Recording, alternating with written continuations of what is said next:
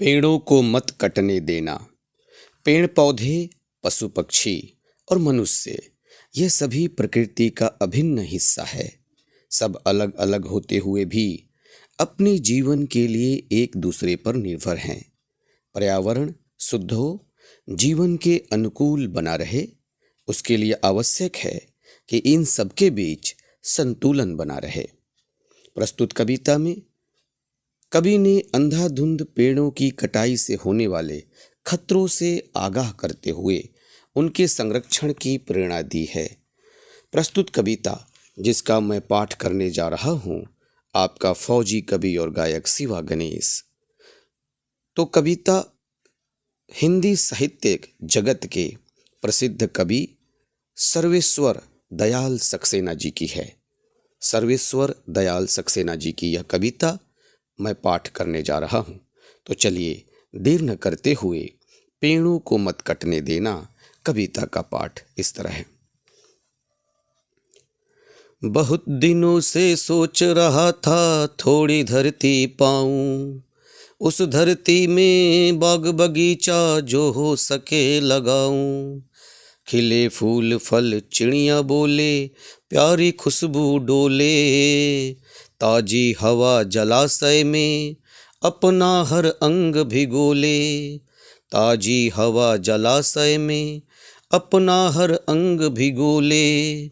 हो सकता है पास तुम्हारे अपनी कुछ धरती हो, फूल फल लदे अपने उपवन हो, अपनी एक धरती हो सकता है छोटी सी क्यारी हो, महक रही हो, छोटी सी खेती हो जो फसलों से दहक रही हो, छोटी सी खेती हो जो फसलों से दहक रही हो सकता है कहीं शांत चौपाए घूम रहे हो सकता है कहीं सहन में पक्षी झूम रहे हो।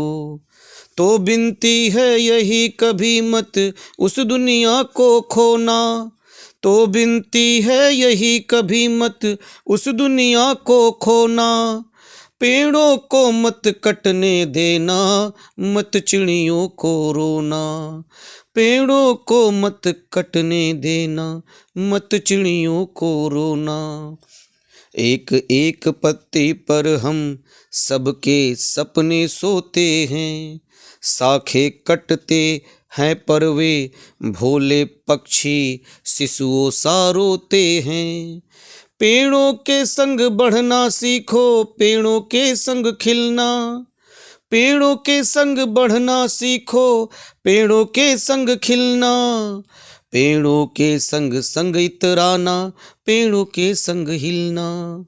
पेड़ों के संग संग इतराना, पेड़ों के संग हिलना। बच्चे और पेड़ दुनिया को हरा भरा रखते हैं, बच्चे और पेड़ दुनिया को हरा भरा रखते हैं। नहीं समझते जो वे दुष्कर्मों का फल चखते हैं। आज सभ्यता बहसी बन पेड़ों को काट रही है, आज सभ्यता बहसी बन पेड़ों को काट रही है।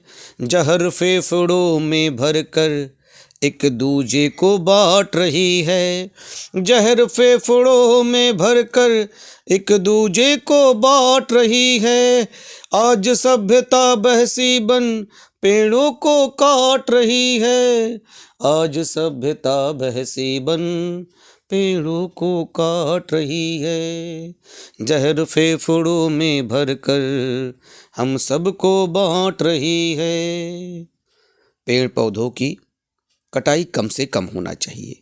देश का विडंबना है कि यदि बैंक एटीएम में हम जब जाते हैं तो एक पर्ची लिखा हुआ आता है या ऑनलाइन स्क्रीन पर लिखा हुआ आता है कि आप पर्ची का डिमांड न करें, क्योंकि ये पेपर, ये कागज़ पेड़ों से बनते हैं और पेड़ काटे जाएंगे यदि पर्ची का डिमांड करेंगे। तो फिर होलिका दहन में हरे पेड़ों को काटने की प्रथा भी बंद होनी चाहिए। और मेरा मानना है कि नेताओं के बड़े बड़े पोस्टर चाहे किसी भी नेता के हो, वे भी तो कागज से बनते हैं। तो बड़े बड़े पोस्टरों से हम अपना प्रचार न करके डिजिटल इंडिया का सहायता लें और पेड़ों की कटाई पर रोक लगाएं। यदि हम पेड़ लगा नहीं सकते तो पेड़ों की कटाई बंद करनी चाहिए। यदि हम फूल नहीं बो सकते तो किसी के जीवन में कांटे बोने का हमारा हक नहीं है। ठीक उसी तरह यदि हम अपने आने वाले जनरेशन के लिए, अपने आने वाले संतानों के जीवन के लिए यदि सुलभ जल की व्यवस्था न कर सके, पेड़ों की व्यवस्था न कर सके, तो हमें इसे बर्बाद करने का भी हक नहीं है। जरा इस बात पर हर व्यक्ति गौर फरमाए और पेड़ ज़्यादा से ज़्यादा लगाए, अन्यथा पेड़ों की कटाई पर रोके, अन्यथा कागज़ की बर्बादी पर रोक लगाया जाए। चाहे वो कागज़ एटीएम मशीन से निकला हुआ पर्ची हो, चाहे गली चौराहे पर लगाए गए पोस्टर हो, इन सब के रोकथाम से ही पेड़ों की बर्बादी रोकी जाएगी और फिर आने वाले समय में ग्लोबल वार्मिंग को रोका जाएगा और कई तरह के रोग जो आज हम सबको परेशान किए हुए हैं उन्हें भी रोका जा सकता है, क्योंकि हमारी वसुंधरा हरी भरी होगी, रोगों से हम मुक्त होंगे, शुद्ध हवा में हम सांस ले सकेंगे। नमस्कार, धन्यवाद।